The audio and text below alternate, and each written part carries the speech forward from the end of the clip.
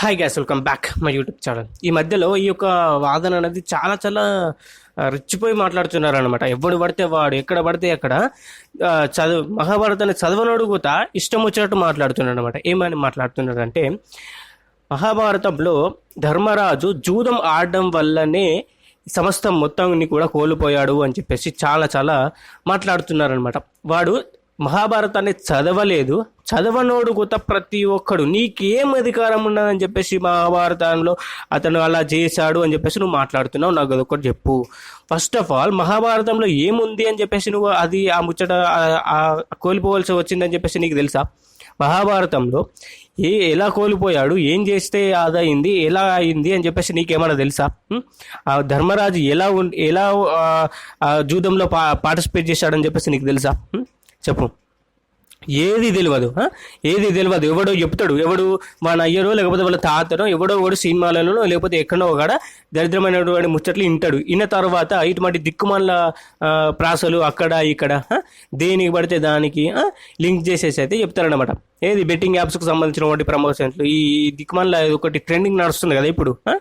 ఒకడు స్టార్ట్ చేసిండు, వాడిని పట్టుకొని వీళ్ళు అయితే అందరూ కూడా వెనక తవ్వ మనకి లైక్ మనకి అదేదో అంటారు చూసారా, మనకి ఇంకా గొర్రెపోకట అంటారు చూసారా, అదే పోతున్నారు అనమాట. గొర్రెపోకట ఒకడిని చూసి ఒకడు కథం.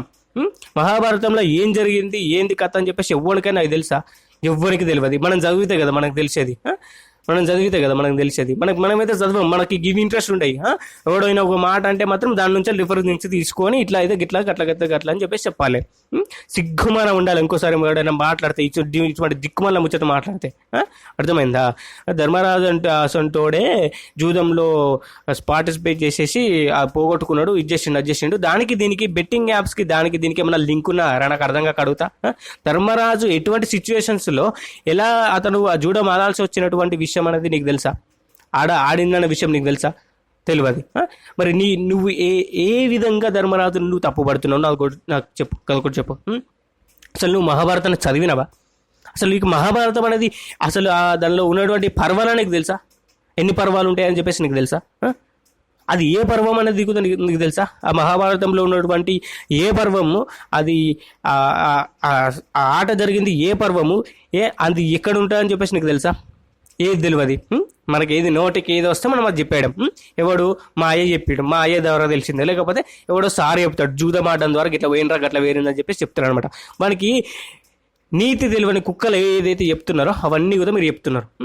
మహాభారతంలో జరిగిన దానికి దానికి ఏమి జింక్ లేదు. దాన్ని పట్టుకొని వచ్చి ఇది ఇట్లయింది అది అట్లయింది అని చెప్పేసి ఎవడు పడితే వాడు ఎక్కడ పడితే అక్కడ తెలివనోడు ప్రతి ఒక్కడు దాని గురించి తెలియకనే చెప్తున్నాం కదా, ప్రతి ఒక్కడు దాని గురించి తెలివనోడు ఇష్టం వచ్చినట్టు మాట్లాడుతుండు. ఏమనుకుంటారా నాకు అర్థం కాక అడుగుతా? చిగ్గుమానం ఉండాలి. ఇంకోసారి ఇటువంటి మాటలు మాట్లాడే ముందు తెలుసుకోవాలి. ముందు అక్కడ ఏం జరిగింది, ఏం కథ అని చెప్పేసి తెలుసుకున్న తర్వాత నువ్వు ముచ్చట మాట్లాడాలి ఏదైనా ఉంటే. అర్థమైందా?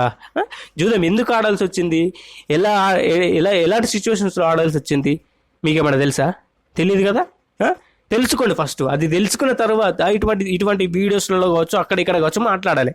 ఇంకోసారి అది తెలుసుకున్న వాడు ఎవడు కూడా ఆ రిఫరెన్స్ అనేది తీసుకోడు. ఎందుకో తెలుసా?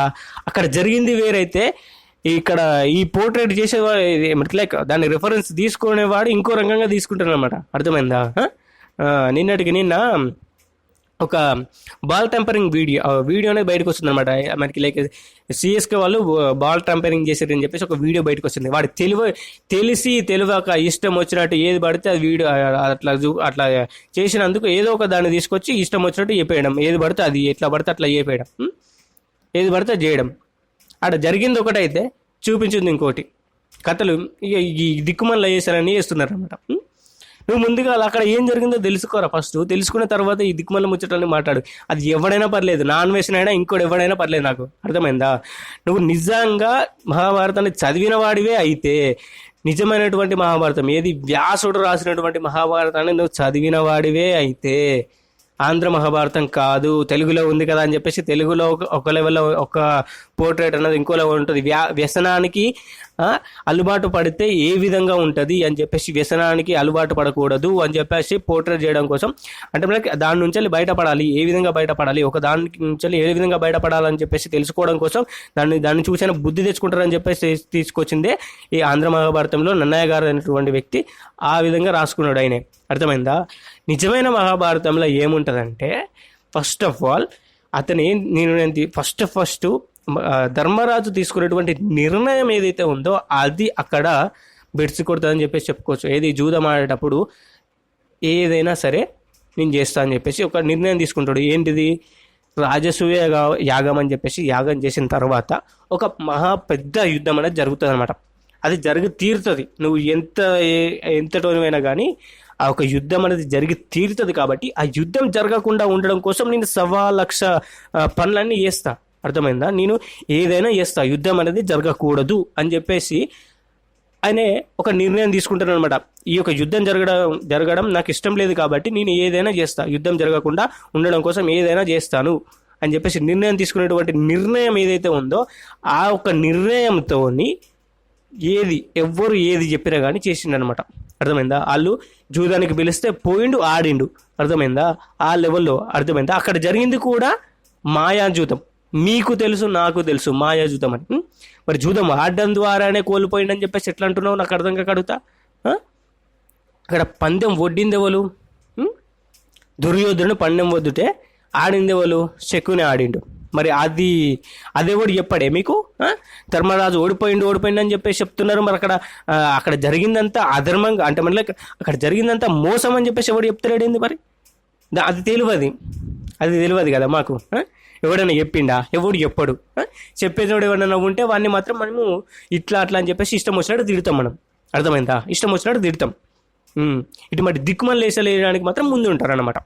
ఎవడు పడితే వాడు ఎట్లా పడితే వాటిలో మాట్లాడడానికి మాత్రం ముందుకు వస్తారు. రామాయణం గురించి తెలివనోడు, మహాభారతం గురించి తెలివనోడు కూడా ఇష్టం వచ్చినట్టు మాట్లాడతారు అనమాట. ఇష్టం వచ్చినట్టు మాట్లాడతారు. సిగ్గుమానం ఉండాలి ఇంకోసారి ఇటువంటి మాటలు మాట్లాడడానికి. ఏం తెలుసా నీకు? ఏం అధికారం ఉండదు నీకు. నువ్వేమన్నా చదివినవా మహాభారతాన్ని? చదివిన వాడైతే మాత్రం ఇటువంటి టాపిక్స్ అనేది తీసుకొని రాడు కదా ఇక్కడ పడితే అక్కడ. చదివిన వాడైతే దానికంటే ఒక రెస్పెక్ట్ అనేది ఇస్తాడు. అర్థమైందా? ఏదైనా కానీ, మహాభారతం అయినా కానీ, రామాయణం అయినా కానీ, నువ్వు అష్టాదశ పురాణాలు ఏవైతే ఉన్నాయో వాటిలో నుంచి రిఫరెన్స్ అనేది ఎవడు కూడా తీసుకోడు చదివితే. ఎందుకంటే మాత్రం అందులో ధర్మం అనేది ఉంటుంది. ఆ ధర్మాన్ని కనుక చెడగొట్టాలనేటువంటి ప్రయత్నం కనుక చేస్తే అక్కడ ధర్మాన్ని అధర్మం వేలో పోర్ట్రేట్ కనుక చేసినట్లయితే థ్రెట్ ఏమనుకో ఉంటుంది? వానికే ఉంటుంది కాబట్టి. అర్థమైందా? చదివినోనికే థ్రెట్ ఉంటుంది కాబట్టి.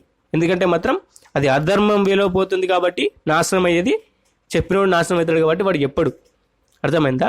ఇటువంటి దిక్కుమల్ల మాటలు, దిక్కుమల్ల వేసేటోడు ప్రతి ఒక్కడు కూడా వాడు ఎవడు కూడా చదవడు. ఇప్పుడు నాన్ వేసిన వాడు ఏమైనా చదివిందా మహాభారతాన్ని? చదవలే.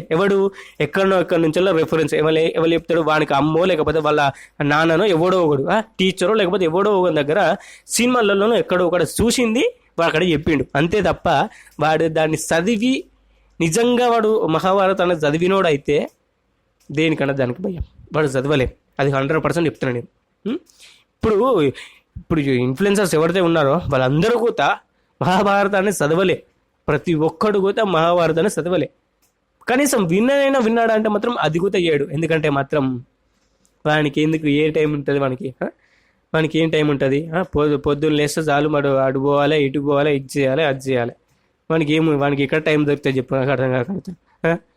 మనకి గిసొంటి అలవాట్లు మనం చేసుకోము కదా. మనం గిసొంటి అలవాట్లు చేసుకుంటే మనకి చిన్న చూపు అయిపోతుంది. ఫస్ట్ ఆఫ్ ఆల్ చిన్న చూపు అయిపోతుంది, నలుగురు మధ్యన చిన్న చూపు అయిపోతుంది. లేకపోతే ఇంకోటి, మనం ఈ మహాభారతం దీని గురించి తెలుసుకుంటే బయటికి పోలేం కాబట్టి, బయటికి పోకపోతే అదేం చేస్తుంది, అదేవంతో తిరుగుతుంది, ఇది వీడేవంతో తిరుగుతాడు, వాడేవంతో తిరుగుతాడు అని చెప్పేసి ముచ్చట తెలివై కాబట్టి అందుకని చెప్పేసి వాళ్ళు బయట ఆడికిడి తిరుగుతారు అనమాట. ఇట్లా ఇష్టం వచ్చినట్టు రోడ్ల పంట అక్కడ ఇక్కడ తిరిగి అంత చెత్త మైండ్ సెట్ అనేది తయారు చేసుకొని ఇటువంటి దిక్కుమల్ల ఆలోచనలు చేసుకొని బతుకుతూ ఉంటారు అనమాట.